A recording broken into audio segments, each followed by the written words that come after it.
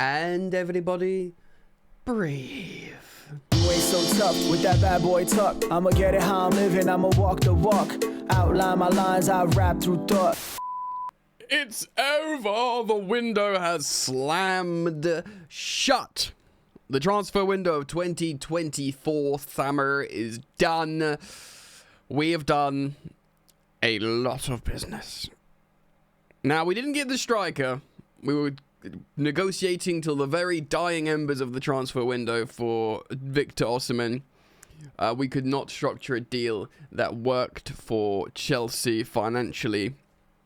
People, frustrated about this. People highlighting, well, we've got an amazing squad, but we haven't got the striker or the goalkeeper, which I kind of accept. And you know me, guys, I've spoken about the goalkeeper a lot.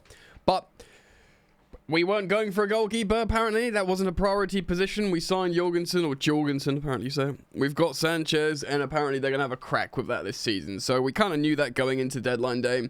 But we did hope for Osimhen. We're going to speak about that as well a little bit. And I suppose what will be like a transfer window review, speaking about the players that we've signed, and how we feel moving forwards. I mean, if you look at the Chelsea squad, it's pretty insane.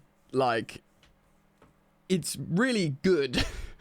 Our players are very good. I'm going to get into it today. So thank you for joining me.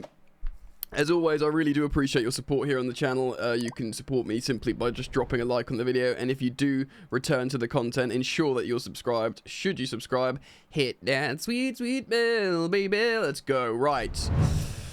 So, in the dying embers of last night, we did complete the signing of Jadon Sancho on a 1-year loan from Manchester United. And if we finish in the top 14 places of the Premier League, which we better, then that obligation is triggered to purchase.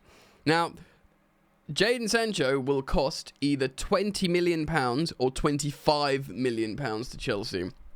I think that's like due to appearances and goal bonuses. Like if he balls out for us, he costs 25 million quid. If he doesn't, but we finish in the top 14, we cost 20 million quid. The player himself has agreed to reduce his wages to fit into the Chelsea wage structure, as he wanted to come to Chelsea. Of course, he's a Chelsea fan. He's a London boy. There is an exciting project at Chelsea at the moment in terms of attackers, certainly wide attackers, and young players to develop with. And of course, he wanted to get the hell out of Manchester United, because even if they sort of gritted teeth and shook hands, I don't think he was happy with the Ten Hag project up there.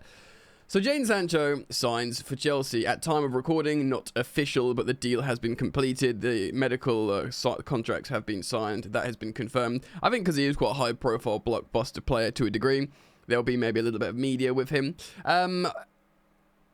As well, into the dying embers of the night, Chelsea completed the loan of Raheem Sterling to Arsenal, which has to be viewed as a huge success for Chelsea, purely because this guy wasn't going to play.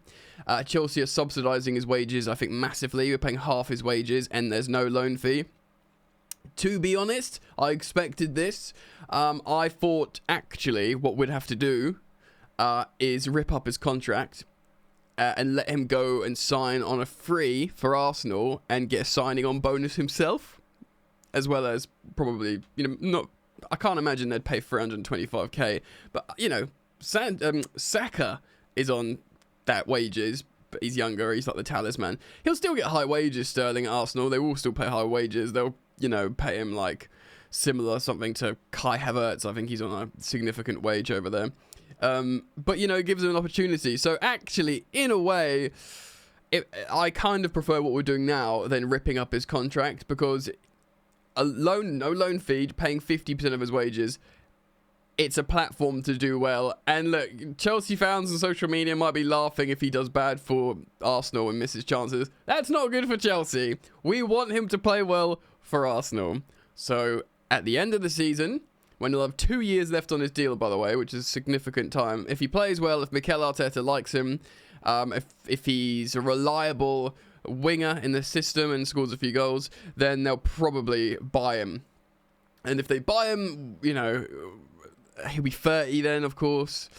maybe we can get like 15, 20 million quid for him. You know, if he does really well and he's like an Arsenal winger and he's starting for Mikel Arteta's Arsenal, then they can pay 20 million quid for him. Do you know what I mean? That's the way I look at it. Yeah, I wish, apart from wanting, you know, Arsenal to get relegated inherently as a Chelsea fan, I do wish Raheem all the best. He's a good guy, and he's, you know, he's not deliberately played bad for Chelsea, and you know, everyone gives a glowing review of the kind of guy he is. So Raheem Sterling, for the moment, is an Arsenal player. Of course, he's on loan. He won't be able to play against Chelsea as well, which is nice because you could just put the farm on him dunking on us.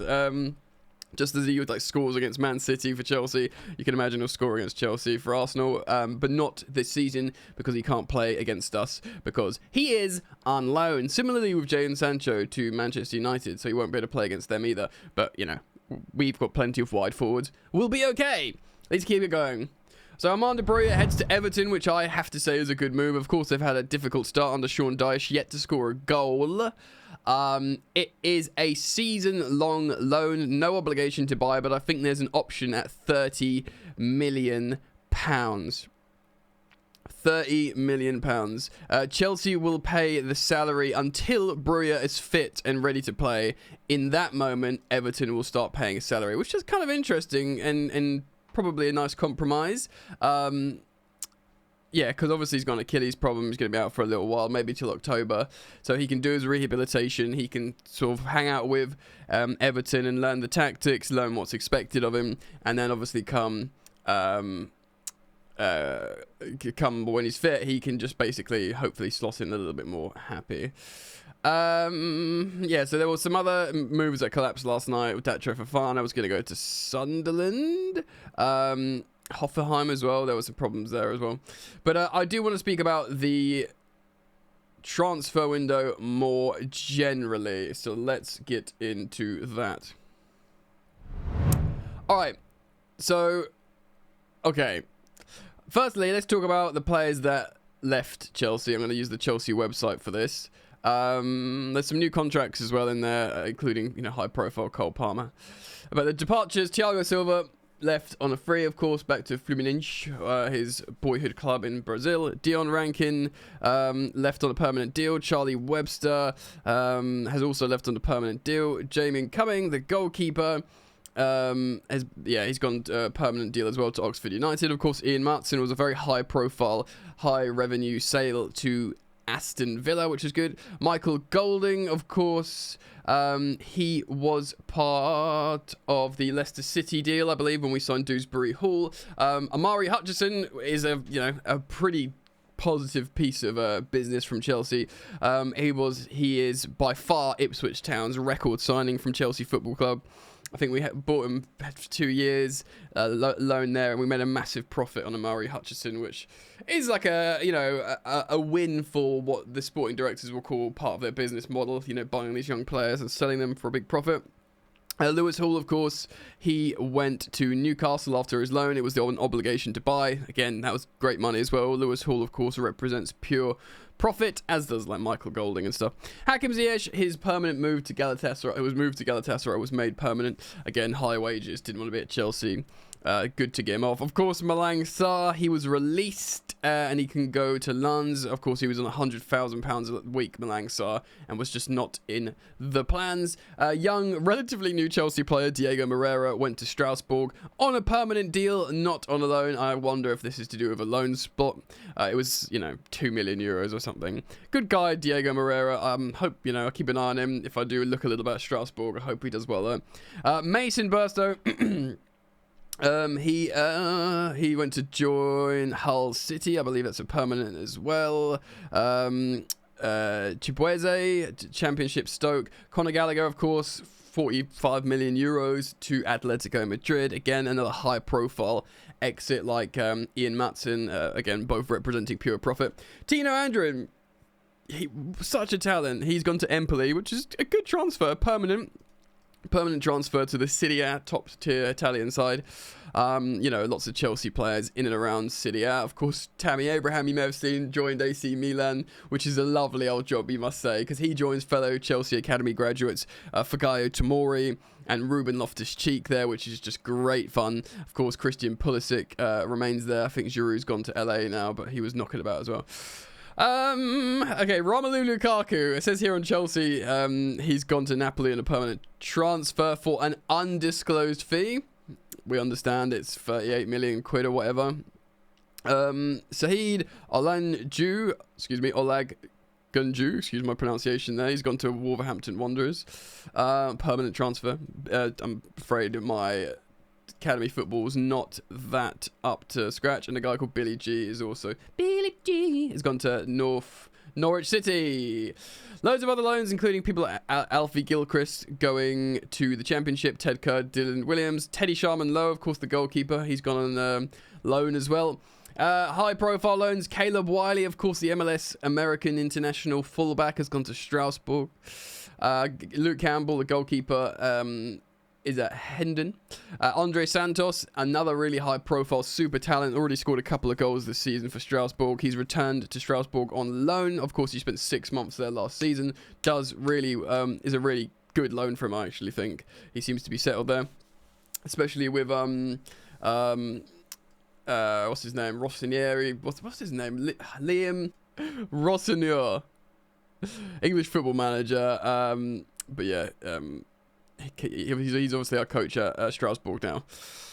Should really get that pronunciation better. I'll say Gargal Slanina is loaned to Barnsley, probably good. Aaron Alcimino, of course, returned to Boca Juniors, new high-profile signing. Eddie Beach, goalkeeper, has gone to Crawley Town, relatively local to me, that. Leslie Ugochukwu, I think this is a good move for him, going to Southampton. I do wonder if Lavia said go to Southampton. It's a good club. It's a good Premier League loan for Ugochukwu, who looks like a great operator. Bashir Humphreys, he's going to Burnley. He's a great centre-back. Leo Carsedine. For me, Shrewsbury Town's quite a low level in League One for him, for his talent, but still. Kepper, of course, extended an extra 12 months, and he is now going to be the first-team goalkeeper for Bournemouth. Georgi Petrovic, funnily enough, went to this little club called Strasbourg, who I've never heard of, and he's gone on loan. He will be their first-team goalkeeper. And Ronnie Stutter, who scored loads of goals for Chelsea, he's on a loan to Burton and Albion. Woo! Lots and lots and lots of exits. That list does not include the likes of Raheem Sterling to Arsenal and Armando Broja to Everton FC.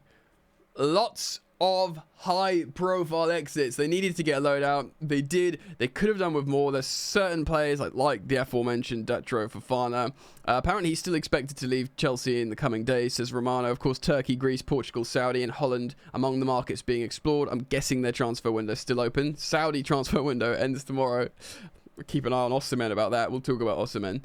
But, I mean, generally, they've done a lot of business. Right, high-profile incomings.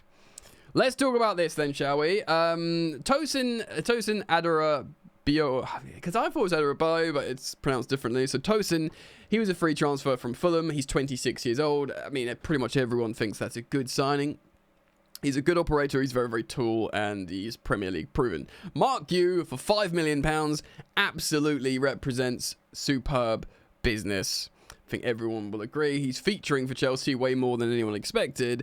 And yeah, he just looks like an absolute bargain. So Caleb Wiley, of course, is the 19-year-old left back from the MLS, from Atlanta United. He's, of course, on loan at Strasbourg. He costs only £8 million.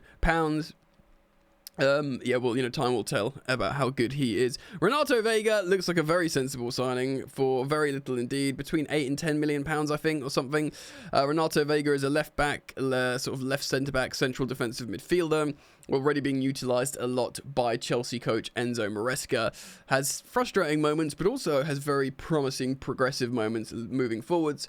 Aaron Anselino, again, Boca Juniors loan, we will know when we know. A lot of people will say he's really highly rated and very, very good. Mike Penders, the new goalkeeper, signed him, loaned him back. Is he back to Genk? Is he from Genk? I think so. Anyway, he's on loan. He'll arrive next season. Amari Kellerman, of course, a significant fee, like 19 or 18 million pounds from the Aston Villa Academy. It's meant to be really highly rated, currently injured, probably going to be in and out of the development squad. Now, goalkeeper, 20 million pound Philip Jorgensen, apparently hard J though. He's looked wobbly in that loss to Servette. The first game people liked him, the second game people were worried. Time will tell. You know, I am yet to be convinced by either goalkeeper. Now, Kiernan Dewsbury Hall, he is, of course, a relative. He costs £30 million. He is a known quantity, 25 years old. He is, you know, supposedly this sort of little injection of knowledge of Maresca's system, being, you know, winning the championship with him last season. I think he's had a couple of moments where he's looked good, running into space and combining, and then quite a few moments he's looked lost. Again, that Servette team that Servette game where we looked terrible, he was probably our worst player on the pitch then. We'll see what happens. He's not the biggest investment in the world. He's a functional / attacking player. Time will tell. And of course, we've got the sort of superstar 24-year-old duo, Netflix, Portuguese internationals, Joao Felix and Pedro Neto. Must say, for both of them, I am pretty excited. I think combined, they're about 100 million combined. So I think it's like 45 and 55. And it's euros as well, possibly. Still, it's for those two quality of players. You know, Joao Felix, we were quoted £80 million a summer before, and we ended up buying him for £45 million. And, you know, he seems to feel comfortable at Chelsea. He seems to not have the Mudryk element of him where he's going to overthink and not believe in himself. He seems like he'll do the opposite. He's not the perfect player, Joao Felix, and he'll still have to refine his game at 24 years old. But in terms of natural raw ability, £45 million. Again, reducing his wages significantly to join Chelsea. That, for me, represents an exciting move. And bearing in mind, you know, the likes of... We'll talk about wide options in a moment. And Pedro Neto is just exciting. I know he's only come from Wolves and he's not come from Atletico through Barcelona like Joao Felix. But Neto, we've seen absolutely get stadiums off their feet in the Premier League. Again, Man City were looking at him, but he'd already committed to Chelsea. He's the kind of player of reference that Man City fans would be excited to sign. So I'm very pleased Chelsea have got him.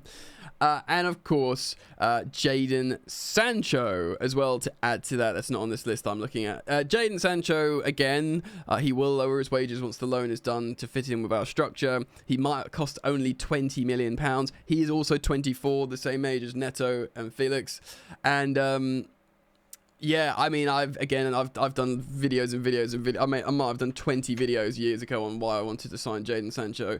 He's a Chelsea fan. It's an exciting player. Of course, he's been poor at Man United. He has, but Enzo Maresca knows him really well, and I do think he's the kind of winger, and closer to the kind of winger Maresca wants in his system. Now, we'll finish on Osimhen in just a moment. So, in terms of winger options, if you're going to view Nkunku and Cole Palmer as the inside players, and if you look at the sample size of them playing out wide for Maresca and then playing them inside, they are literally infinitely better inside. I'd back Cole Palmer to still put in a good, performance at right wing, but we know, the last game he played, he was playing on the inside. He got 4 goal involvements. A high-profile game last season, playing against Everton, he scored 4 goals, including a perfect hat-trick. He won him playing on the inside pocket rather than out wide. So you look at him, Nkunku speaks for himself. He was anonymous when he was pushed out wide. He was good in pre-season when he was playing in that advanced 8. So if you talk about those players being on the inside, you now have to talk about winger options. Well, in that case, your starting right winger option is probably Noni Madueke, his Toulouse. If his form drops off, Pedro Neto probably slightly prefers playing on the right-hand side, though he can play on both very easily.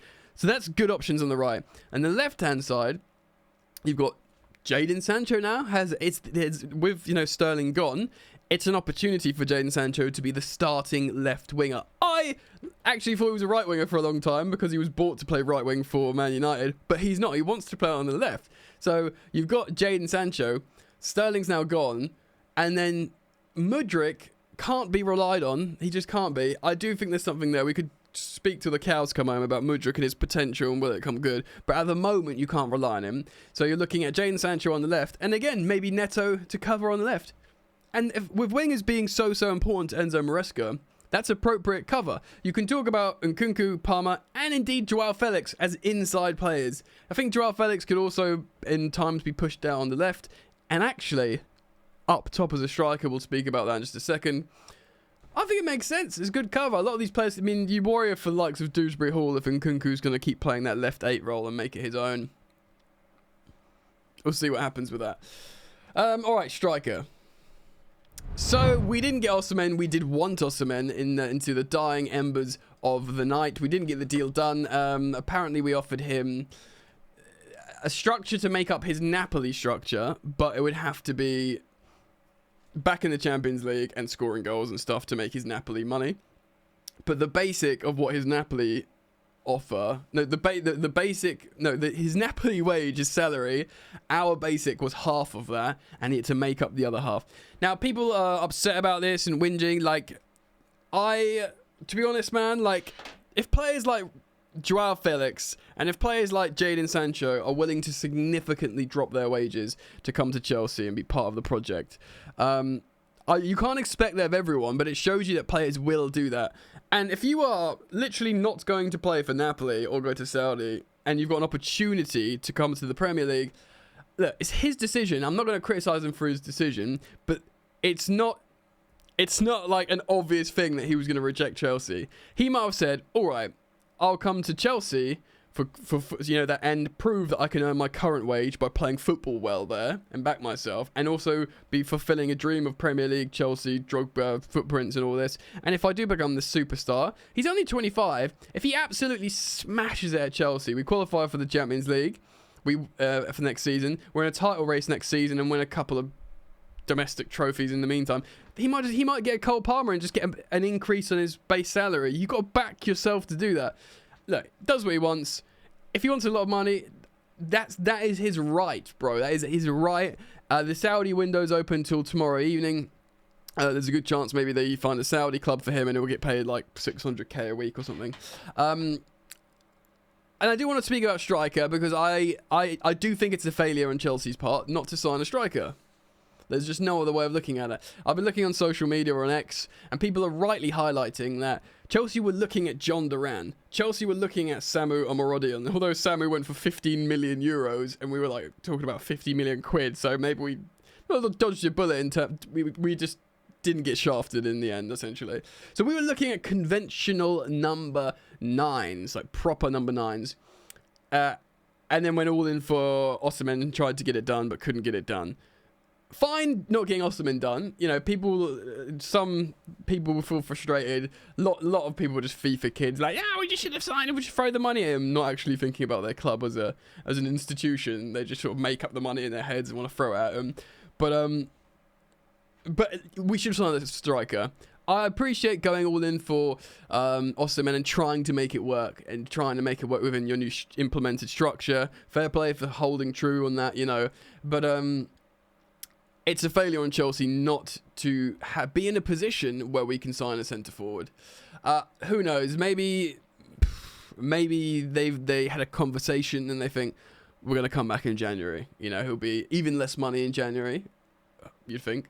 And he's got 6 months to consider how this payment works with Chelsea. Maybe.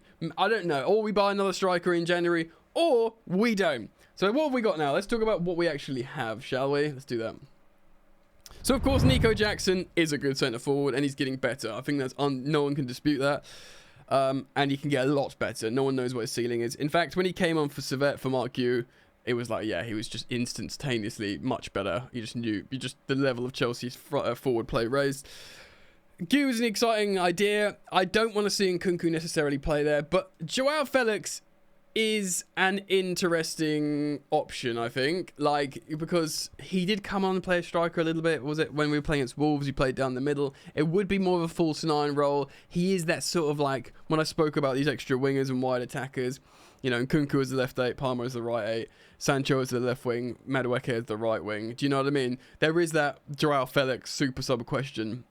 he has played as a striker before. Maybe Maresca is right. Let's spend some time trying to get Joao Felix to understand the striker role for Chelsea. Maybe they do, maybe they don't.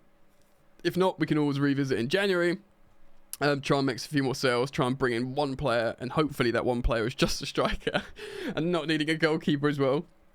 And we go from there. But generally, a lot of functional signings, a lot of portfolio signings for the sporting project, developmental signings as well, and a lot of outgoings, including the likes of, you know, Ziyech, Lukaku. I know Kepa, the can's been kicked down the road, but they'll argue, because he's probably half his wages for the final year contract extension, they'll argue that's good business to protect him as an asset. And we move from there. The window is shut, ladies and gentlemen. Let me know your thoughts, feelings, and opinions down in the comment section below. I'll be very keen to learn what you think about the season and this transfer window. So there's your transfer window review. Love you very much. Hope to see you back here soon. Peace.